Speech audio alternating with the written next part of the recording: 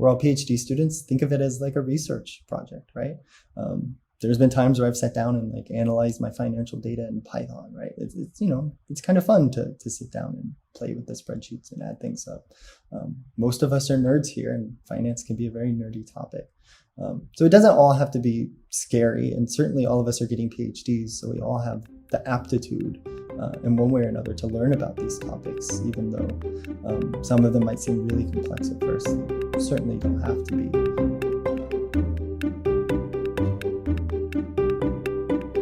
Welcome to the Personal Finance for PhDs podcast, a higher education in personal finance. I'm your host, Dr. Emily Roberts, a financial educator specializing in early career PhDs and founder of Personal Finance for PhDs. This podcast is for PhDs and PhDs-to-be who want to explore the hidden curriculum of finances to learn the best practices for money management, career advancement, and advocacy for yourself and others. This is Season 13, Episode 4, and today my guest is Keeland Cooper, a fourth-year PhD student in neuroscience at the University of California, Irvine. Thanks to his inquisitive nature, Keeland developed a financial philosophy that he has applied to his own financial management practices since his days as an undergraduate. Through focusing on the big picture, he has increased his income as a graduate student and right-sized his housing and transportation costs, which has enabled him to accumulate cash savings and invested assets. Don't miss Keeland's insight at the end of the interview into the optimal money mindset for a graduate student. My office hours are back for this fall. About once per month, I'm hosting a free Zoom call to which you can bring any financial question or topic that relates to your journey as a PhD or PhD-to-be to discuss with me and the other attendees. These sessions are limited to 4 people each. Register through pfforphds.com/office hours. I look forward to speaking with you there. You can find the show notes for this episode at pfforphds.com/S13E4. Without further ado, here's my interview with Keeland Cooper.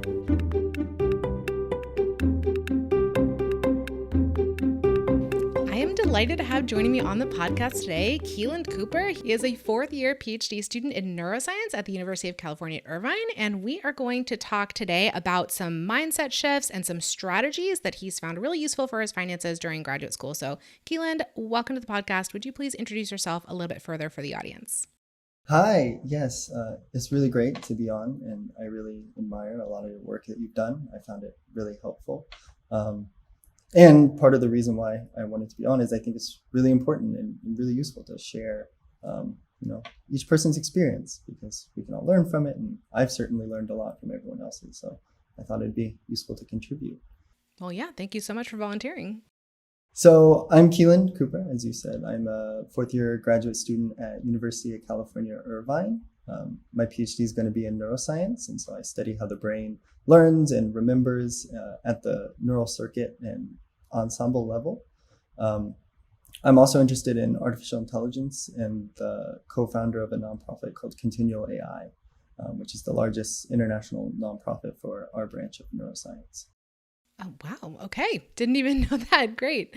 Let's talk about your financial picture when you started graduate school. Like, where were you, maybe both literally with your numbers and then also with your mindset? Yeah. So I knew going into a PhD that it, in many ways, was going to be a big opportunity cost. A lot of friends that I were graduating with from undergrad were starting with 6-figure salaries in a lot of cases. And so I knew kind of from the get-go that it was going to be a big adjustment from that.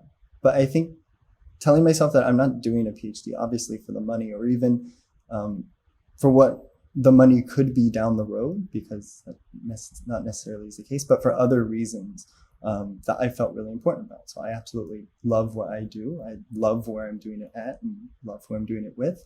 And that was really important to me. And I knew I probably wouldn't be as happy doing other jobs than starting the PhD. So I think, right from the get-go, that was really, really helpful, at least for me, to kind of justify, that kind of change in income. And then everything else just kind of falls out from that. I am really glad that you articulated that perspective, I don't think that most people go into PhDs for the money, even if they do expect like a better paying career later on, maybe than what they could go with their bachelor's degree. It's definitely a passion-driven decision. But I think as I talk about in many other places, and we'll see during this interview, that doesn't mean your finances are neglected entirely. We're still going to focus on them a bit and do the best we can with what we have at that point. But it's so important to have your priorities straight and your reasons for why you're embarking on this. I love that. And did you go straight from your undergrad into your PhD program? I did, yeah. Did you have any student loan debt, for example, or any savings coming out of undergrad? I was really lucky that I didn't have to take student loans by the end of college. And so that was a function of some family savings. And also I worked I worked all 4 years of college. So I was really lucky to not have that. But I also lived really very frugally in undergrad, as most people do. I think what was really important for me to do that was I wasn't living frugally without a goal. So in my head, I knew that once I saved up, say, 3 to 6 months of savings, that if I had to drop out or if I couldn't get a job, that I would be able to live or pay rent or do something. For about 3 to 6 months was like my first goal. Then I would start to feel okay. And I would, not regret paying for other things that maybe I didn't necessarily need or something like that. So I think that was really important that, living frugally kind of comes naturally to me, but some things certainly didn't. And it is kind of a harder choice. And so having that kind of goal in mind of, it's not forever, right? It's like once I get this and how I get that, I could be strategic about, but at least once I kind of have that number in mind, then I'll be okay. I think there's a huge difference between setting the goal for yourself, not even really articulating it as a goal of just, I just need to get by. Yeah. Right? I'm not going to take out student loans. I'm going to work enough so that I don't have to take out student loans. I'm just going to get by. And that is one level. And that is an accomplishment, obviously, to not have to take out student loans. But you went further than that and wanted to provide for yourself a safety net. Did you get to that point by the end of undergrad? Did you have that 3 to 6 months of savings? Yeah, I did, luckily. And that was really important, I think, from moving in maybe like towards the end of senior year and then going into grad school to kind of feel a little bit more comfortable with, meeting new people and going out and not having to worry about, I can't go out with my friends because I don't really spend money this week or something like that. But generally, I think once I kind of had that, I started feeling more comfortable, not only with just spending money in general, but also thinking about, now that I have that safety net, what's the next one? Well, probably retirement. So I'm going to open a Roth IRA. And once you have, start spending the extra money I have, filling up that, bucket of cup. Or if I was in industry, it would be a 401k and then Roth IRA to match. And then once you have that, then you can think, okay, well, I have enough money. I've maxed out both my, emergency savings, 6 to 12 months, my Roth IRA, that's maxed out. What's next? Well, I have some money left over. Cash gets basically no return. The 4 big buckets are cash, bonds, stocks, and alternatives. So then, you can start feeling a little bit more comfortable saying, I'm going to spend a little bit of money on stocks, not Roth IRA stocks, but just in general, investing just so you can somehow try and beat inflation and these other things. And then starting to spend a little bit more money on that. Or, I like to donate. And so donating money to certain charities. I have a little bit extra money. I don't have to worry about, if I give money, then I won't feel as bad. And so that's kind of how I saw it, is that I have these kind of milestones and cups. And once I, get more comfortable and safe, then I can start doing this next thing. And then I'll have a little bit more cushion for the next thing, which for me as a very financially risk-averse person is kind of a good way to manage, I think, that risk, and at least in the back of my mind, that I have that in case something happens. What you just described about these different milestones and goals is very reminiscent of my financial framework that I teach through my seminars, which you probably haven't actually encountered Not because yet, it's not really no. on my website. I saved that for the seminars. But yeah, very, very similar to that. So it sounds like you actually have or maybe even had at the point of entering graduate school, a pretty high degree of financial knowledge. And I'm wondering where you got that from, because I think you mentioned in our prep materials that you're like a first gen college student, for example. So like, did you learn that from your parents or did you learn it from other sources? Yeah, so I'm a first gen undergrad student and certainly a first gen PhD student in my family. So like I was saying earlier, a lot of the reason I came on is because I really just had to leverage a lot of resources and other people. And so that was just a function of, asking every question that I could, and not just in terms of finance, but pretty much for all of navigating college and especially PhD, because it's so, such an esoteric thing that is really kind of hard to teach unless you're in it and you really just get that kind of ad hoc advice. And so, yeah, with finance, I learned, obviously, like everyone, some things from my parents. I certainly learned to live more frugally from, my dad, for instance, who also didn't grow up with a lot of things. And so really knows the value of, having that safety net and feeling comfortable and those things. But other things I really just had to learn on my own and from talking to friends, and there's a lot of research online and asking professionals questions sometimes when it comes to it, just cold emails of like my parents didn't know what a Roth IRA was, or they really didn't invest in the stock market outside of their 401k and what the company had given. So those things, you just pick up from all sorts of sources, whether it's excerpts from books or websites or YouTube talks from professionals over time. There's really not exactly one source. And I think what also makes it difficult that I found is there's certainly, like with most things, not one strategy either to build wealth. There's 1,000 different strategies, and everyone is going to think that they have their right way to do it, but that's not necessarily the case, right? So there's a whole cohort of people who think you should have no debt ever. You should try and pay everything in cash and have debt. Where on the flip side, people are like, well, no, debt can be really useful. Why would you buy something with, debt but has a really low interest rate when you could get that more return if you invested that money in something else, right? So, different strategies to accomplish the same goal, and not either of them is necessarily correct. It probably just depends on the individual person and their situation and how they want to navigate things. Yes, let's talk more about strategies now. And I want to kind of divide this into two categories. I want to divide it into what strategies are you using during graduate school that you found fruitful for your finances? And then what have you tried and then discarded along the way because it didn't work out for you? Because you mentioned in our prep that you like to do experiments, which I love that idea as well. So let's start with what you have picked up in terms of strategies during graduate school or have continued from your earlier life. Yeah. I think the big one that has been probably most helpful for me, one is, like I said, having that safety net I think is really important, just because once you have it, you feel really comfortable and you can start doing in other things, or you can start working in other areas of finance that you might necessarily do. Another is I like to focus on the big purchases, or at least put way more effort in the big purchases and big expenditures than the little ones. And so the famous example is everyone yelling at millennials for buying too much Starbucks coffee each month. And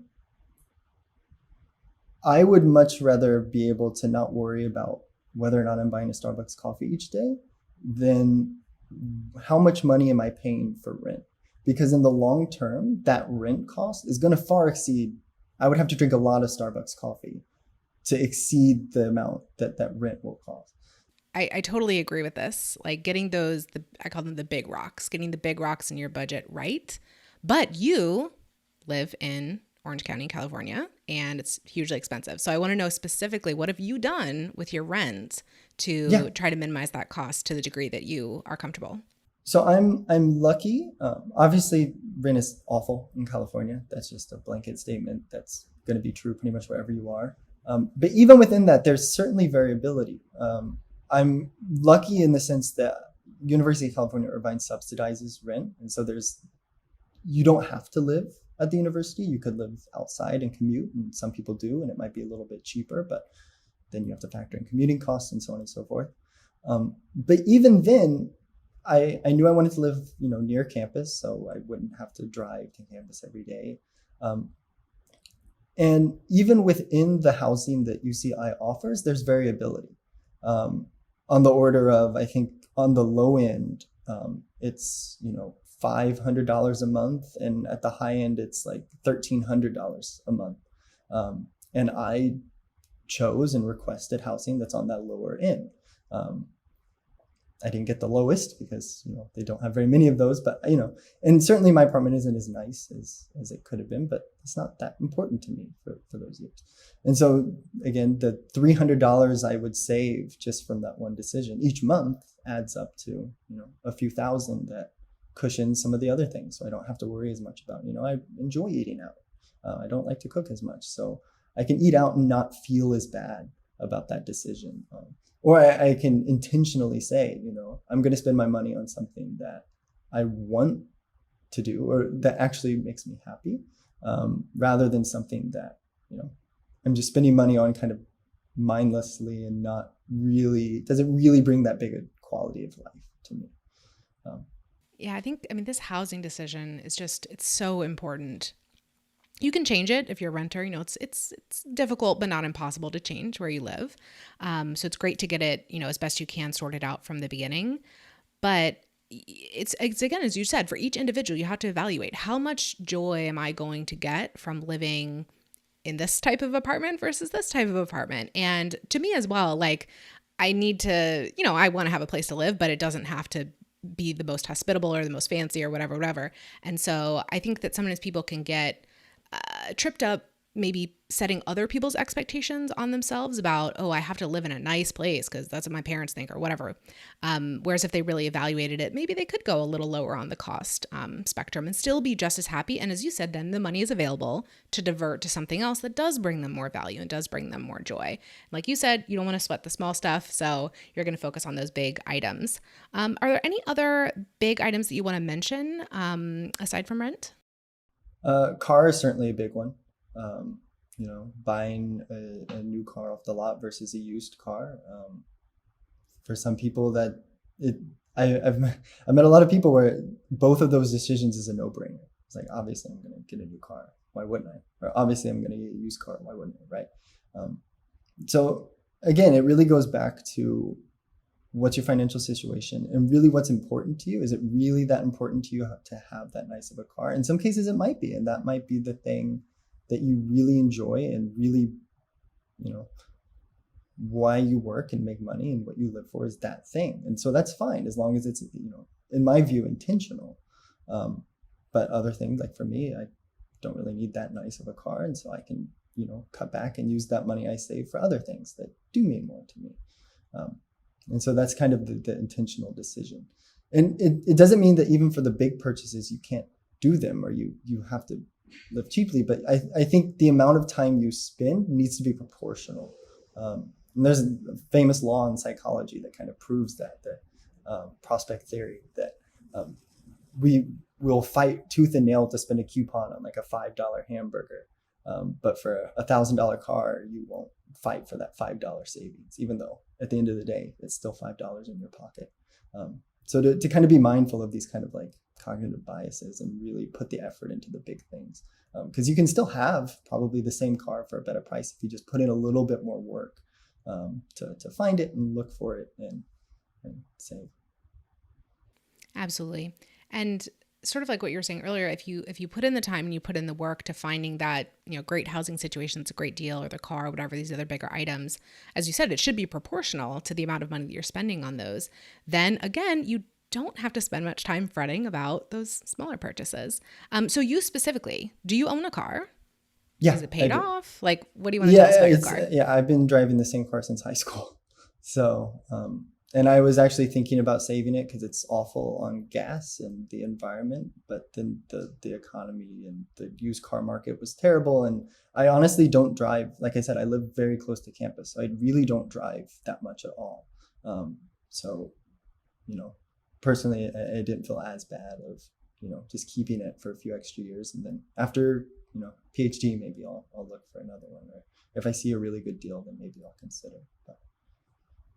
Yeah, my family has one car for four of us, but we really don't drive very much. As you just said, like my husband and I work from home. I walk my daughter to school. My other daughter, we need to drive, but it's like a 2-mile distance. And so, yeah, I don't know. It just doesn't add up to much. And we've sort of, for the last couple of years since, kind of before the pandemic, been thinking, at some point we need to upgrade this car, like get more of a family one or whatever. But, just not driving that much, I don't see the way to justify like the expense until it's absolutely necessary. And that's kind of our like attitude about it. And again, if we were spending a ton of time in the car, then it would be a higher value. But it's really just to get from here to my daughter's preschool and back. That's pretty much all it's being used for. Yeah, that's how I see it too. Like if I was commuting an hour a day and every single day for an entire hour, I was sitting in my car and I just said, I hate this car. I hate this car. I hate this car. Right. That would be worth it to me to spend a little bit extra money on, something a little bit nicer. Just because I knew, I would much rather have an hour a day where I just don't hate myself in the car than, this fine car. Or I'm thinking about something else other than, is my check engine light gonna combust at any moment? So yeah, I think it's those kind of decisions that are really helpful. Emily here for a brief interlude. If you are a fan of this podcast, I invite you to check out the Personal Finance for PhDs community at pfforphds.community. The community is for PhDs and people pursuing PhDs who want to take charge of their personal finances by opening and funding an IRA, starting to budget, aggressively paying off debt, financially navigating a life or career transition, maximizing the income from a side hustle, preparing an accurate tax return, and much more. Inside the community, you'll have access to a library of financial education products, including my recent set of Wealthy PhD workshops. There is also a discussion forum, monthly live calls with me, and progress journaling for financial goals. Basically, the community exists to help you reach your financial goals, whatever they are. Go to pfforphds.community to find out more. I can't wait to help propel you to financial success. Now back to the interview. How about some other strategies you've used during graduate school? I understand you have increased your income. Yeah. In grad school, it's kind of hard because, as you all know well, you can't have side hustles, but PhDs are huge time commitments and really demand a lot of your focus. And there's also kind of sometimes regulations in your program that prohibit it and so on and so forth. But there are things unique to a PhD that I think have been really useful. So scholarships and grants and those types of ways to increase your income are pretty unique to a PhD, and there's a lot out there. And I know everyone says this, and even I really wish probably one of my biggest regrets in undergrad was not applying to more. Because the more I learned, it really is just free money. And especially seeing it from the other side, from like sitting on committees that they give out grants, they really just want to give money to people. And so really just applying to as many as you can, and especially the big ones, will probably be worth the time. And so, for instance, I did the GRFP, which was a huge comfort, not only just from a little bit of extra income each month, which really wasn't much compared to my stipend, but also just minimizing risk of, if, for instance, my advisor doesn't have money, I know that I'm funded, which I think of as probably just as important as increasing your income is just knowing that your income is stable, right? Because that helps you plan, that helps you, make other investment decisions, that makes you, feel a little bit more comfortable when you do other things rather than not needing to save. And also, smaller ad hoc grants that you apply for, or travel awards, or these things. Even the small ones, if it's quick and doesn't take too much time, if you go back and add them up, they really add up to quite a bit of money. So looking for all those kind of opportunities and not being afraid to like ask for them or ask for help or these things when you need it, I found really, really useful. I like the way that you phrase that. It's being able to apply for scholarships and grants and fellowships is a unique thing to the academic experience.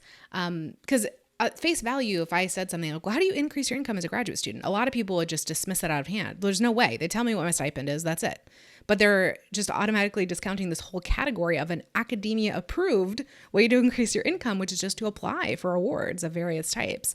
And you'll be lauded for doing so if you actually, end up winning them. And so it's like, yeah, even for people who are prevented by their visa or by policy from working outside of, the PhD program, this is a completely straightforward and great way to at least attempt to increase your income. You asked earlier about things I've tried that work and don't work. For me personally, I don't really budget each month, mostly because I've tried things that, I tried to sit down and budget. But I think once or at least for me, once I got to the point where I kind of had a feeling of what the things were that I was buying and what the big purchases were, like I said, I didn't really feel like I needed to budget as much each month. And so usually I'll sit down maybe once a quarter or even once a year and really kind of get a handle on, like I said, what are the big things I'm buying? What are the little things that are adding up? What are the like subscriptions that I don't need? And those things to try and like reset myself for the next quarter or next year. But I really don't sit down month to month anymore and really kind of get on myself. I think there's a lot of value in the exercise of budgeting and tracking and so forth, but only to the extent that it helps you actually make decisions or change your behavior. Because if all you're doing is kind of okay, I'm doing a budget exercise, but it makes absolutely no difference to my behavior or how I feel or anything, then it's pointless. But I like what you're saying is, okay, yeah, you're not budgeting on like a weekly, monthly basis, but you are using the data that you've collected to make decisions going forward. And so that's really what you need to get out of budgeting anyway, is the ability to make those decisions. So that sounds perfect. Yeah. Any other strategies that you've like tried out and decided that they weren't the best for you? Yeah, there's one thing I kind of did in undergrad just as a proof of, so like for instance, I would, live without AC for a few months just to, see what it was like, or not AC, heat. I would turn the heat off in the winter for a few nights just to prove to myself that like, before then I was like, I must have heat. I can't live in a cold environment. And then you see all these things where you're like, what if I couldn't afford it? What if I couldn't use it? What if I couldn't do it? For no other reason, just to prove to myself that if I didn't have it, I would probably be okay. To a certain extent, nothing extreme or crazy. So for instance, I felt like I was buying a bit too much like tea or coffee at the store. And just be like, you know what, for this month, I'm not going to drink it. And how bad will it really affect my life? Will I really be that upset if I don't? That was kind of like the earlier advice that you had heard. And it's like, oh yeah, you need to cut back on everything. And I think it's useful as an exercise just to get that point to, just so you feel comfortable. It's like, you know what, it's nice to have, and I would love to have it, but it's not a necessity. To really kind of understand what the necessities are. Because I think, at least for me, there were a lot of things that at one point that I thought were necessities, and I thought that I had to have them, and I had to spend money on them, and I had to do them. And it wasn't until I forced myself to kind of cut them out for a short period of time and kind of reflect back and see, was it really that bad? And then you realize, no, it really wasn't that bad. It's really not as important to me as I thought it was going to be. I really like this point about these experiments. To really determine for yourself, like, what is the line between a necessity and a discretionary expense? Not that it's bad to spend on discretionary expenses, but just as you said, like, what can I survive without? What can I live without? And what is it really adding to my life to have that expense in my life? So that then you can more accurately judge like how much you should be spending on it. I call these little experiments, the way that you're describing them, fasts. So like, I know I'm going to go without this thing that I'm accustomed to for this defined period of time, and we're just going to see how it goes. And I fully expect to return to, having it in my life after that point, but we're just going to see, how I feel about it. And maybe I'll end up making a different decision later on with that new information. So it's not something to be doing all the time on everything, but from time to time, to conduct those kinds of experiments, I think that's valuable. Anything else you'd like to add about like tactics that you've used during grad school? Yeah, one thing when I first learned about prospect theory and that we focus more on the little things than the big things, even though they're not proportional, I kind of got a little deep into it. And one thing I thought was actually ended up being kind of useful was when I was sitting down and trying to budget my finances and what I was spending money on, to kind of take a minute before then and kind of ask myself how much I thought I was spending on these things beforehand. Almost like a quiz or a game, and then you'll have your answer in black and white once you actually sit down and calculate it. But for me, I think it was really useful to try and begin to gauge how well do I know my own habits, and how much, if you just, like, it's really hard, I think, if you sit down and ask yourself, how much do I spend a year on X? How much do I spend a year on groceries? How much do I spend a year on blank? Even if you budget once a month, it still might not be that automatic before you budget to try and have that kind of handle on it. So really quizzing yourself before, so you know what you need to learn, rather than just waiting for that aha moment of, oh wow, I'm spending too much on this. But to really kind of handle that psychology that's underlying those decisions. Let's go a little bit further in this vein and talk about mindset shifts you've had. Now, the mindset that you described coming into graduate school, you were very inquisitive, including about finances, learning a lot from a lot of different sources. That's super valuable. But have you seen any shifts in your mindset during grad school with respect to your finances? Yeah, I think the big one for me was not being as risk adverse. So like I said, there's kind of two camps of you should have zero debt at all times, pay everything in cash, have little to no credit, etc. And the other camp is, debt can be useful, just be careful, or be very strategic about how you use it, and you can actually earn more over the long term. The famous being like if you do a big purchase of, say, like land or a house, it's probably better to get a mortgage than pay straight up in cash, because if you put that cash in, say, like stocks for the same amount of time, you'll make more money over the long term. Pretty basic, but still there's kind of those two divides. And I really found myself on the other end of that spectrum for a long time of like, I'm going to pay everything in cash. I really didn't want a credit card for a long time until I realized very soon that you have to build credit in today's world. So in undergrad, I ended up finally getting a credit card and using 10% of the limit per month and so on. But that was I think a shift is, debt and credit and risk can be useful. You just have to be careful, and you really have to, plan and learn and know how you're using it when you do use it. And if you do, then, in the long term, you can probably come out ahead of the super risk adverse camp. So that was one. And that also helped with like other investments with like Roth IRA and stocks and so on, to know that like I said, I have a safety net. I worked hard for this. I lived very below my means for this, but now that I have it, now I can try and, learn what the stock market is, learn, what it feels like to lose money for an extended period of time and have, discipline not to sell and so on. And to see and just kind of handle that volatility. For me, it was a good exercise, one, because I knew at some point, most of my assets are going to be in a 401k or retirement account at some point. And so when I inevitably talk to an advisor, I would love to at least know a little bit about what I'm talking about so I can have those conversations with them. I thought was a tremendously useful exercise, and then I like it. So, invest some extra money that way. But yeah, that was a big shift, I think. And also, like I said, in undergrad, I was very, very frugal. I'm a lot less frugal then. And that was actually hard for me. I know that it was hard to kind of like let myself spend money. And it wasn't until I really sat down and said, these are my 20s, despite the fact that, 2 of them are in COVID. Like, yeah, you have to live below your means and you have to live frugally and you have to save. But at the same time, you don't want to save a bunch of money when you're 60 and then look back and be like, what did I spend it on?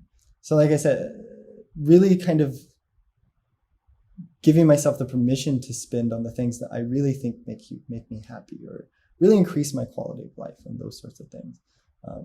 I at least found really useful to kind of justify, like, yeah, I can go on vacation or I can spend for this because it'll be really worth it. And it's not mindless decision. I'm not just giving money because I want it in that moment. I really, think this thing will be good and it's worth the amount of money I'll spend now on it.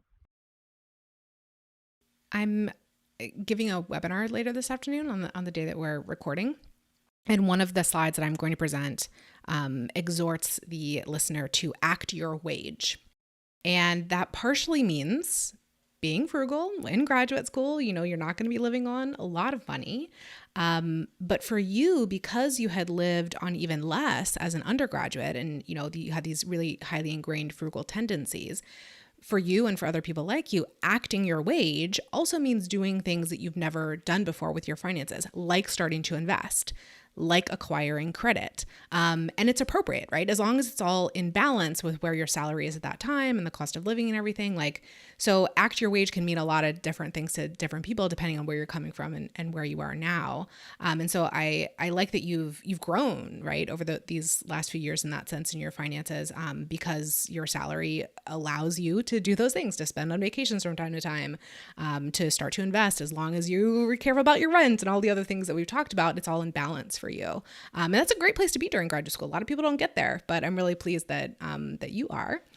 Is there anything else that you want to add, like maybe mindset shifts that you would recommend to other graduate students?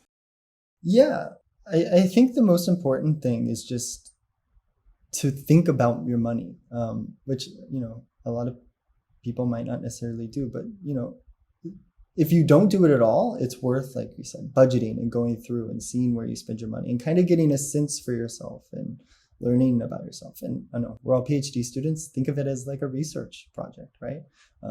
There's been times where I've sat down and like analyzed my financial data in Python, right? It's kind of fun to sit down and play with the spreadsheets and add things up. Most of us are nerds here, and finance can be a very nerdy topic. So it doesn't all have to be scary, and certainly all of us are getting PhDs, so we all have the aptitude in one way or another to learn about these topics, even though some of them might seem really complex at first. They certainly don't have to be, especially when there's experts like you sitting really close to us that, an email away or a workshop away. So yeah, really, really know yourself and learn how you spend your money and get a good sense for yourself, and then ask yourself what your goals are, and then if they don't align, readjust, and if they don't align, then don't adjust. But I think having the comfort and knowledge of knowing your own behavior is probably the most important thing, to just know how you spend money and whether or not it will get you where you want to be in the long term or not. I can definitely understand if some people do not want to go through that exercise, like they expect it to be like unpleasant or something. Like, yeah, it's not the greatest thing to look at like a small salary as a PhD student and figure out, how you're managing it and everything, but it's not going to get better by ignoring it, right? So really the only way out is through the process of the introspection that you were just talking about, so that you can make some better decisions on the other side that'll help you feel better about your whole life and about your finances too. So thank you so much for that. Is there anything you want to tell us about your finances now? I mean, I think we've gotten, some pieces of the picture. You have some savings in place. You've started investing in a Roth IRA. Would you like to say anything more about sort of where these mindsets and strategies have taken you over the last 3 years? I'm lucky to have saved enough for 6 to 12 months of a safety net, which to me, I kind of think is my foundation. And then I try and max out my Roth IRA as much as I can each year. And once I've done that, I try and donate some percentage, and I also try and invest. So hopefully I can donate more. I'm really interested in kind of this mindset called effective altruism, which a lot of people have talked about. And it's in a great community. And so it's just, investing and spending your money in such a way that you can quantitatively maximize the impact. And so I like, philosophically, I really like those ideas and the discussions there. There was actually a Stuff You Should Know episode on effective altruism. We're recording this in June 2022. So it was a few weeks or a couple of months ago.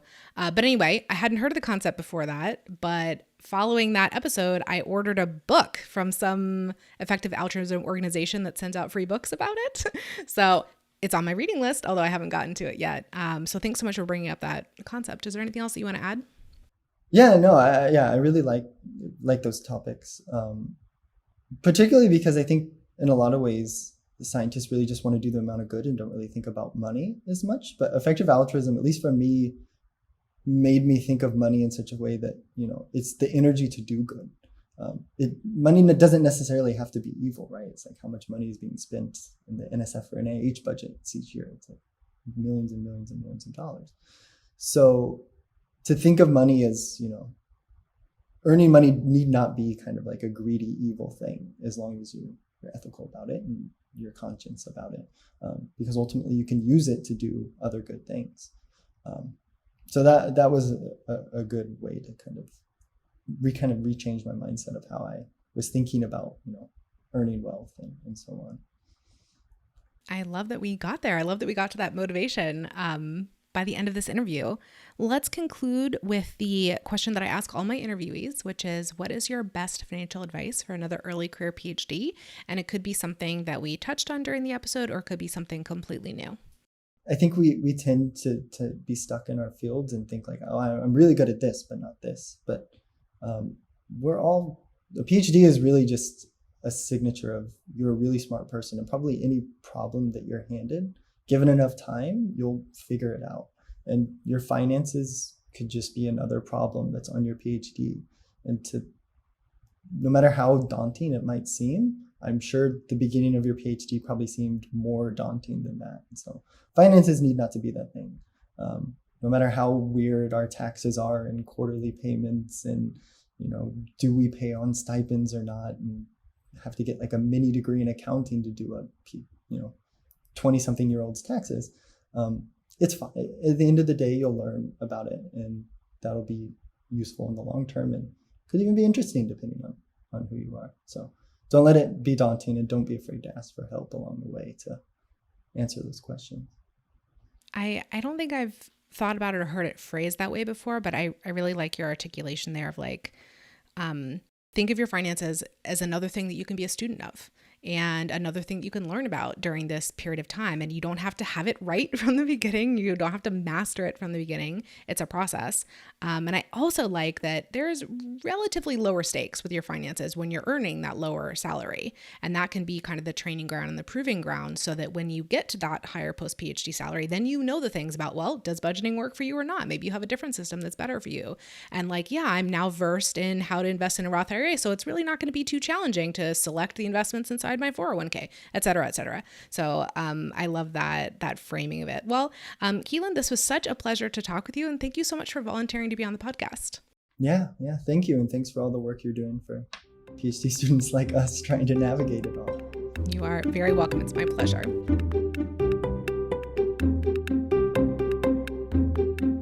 Listeners, thank you for joining me for this episode. I have a gift for you. You know that final question I ask of all my guests regarding their best financial advice? I have collected short summaries of all the answers ever given on the podcast into a document that is updated with each new episode release. You can gain access to it by registering for my mailing list at pfforphds.com/advice. Would you like to access transcripts or videos of each episode? I link the show notes for each episode from pfforphds.com/podcast. See you in the next episode, and remember, You don't have to have a PhD to succeed with personal finance, but it helps.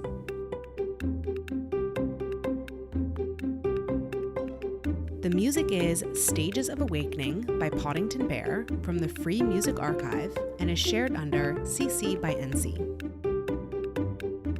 Podcast editing by Lourdes Bobio and show notes creation by Miriam Ock.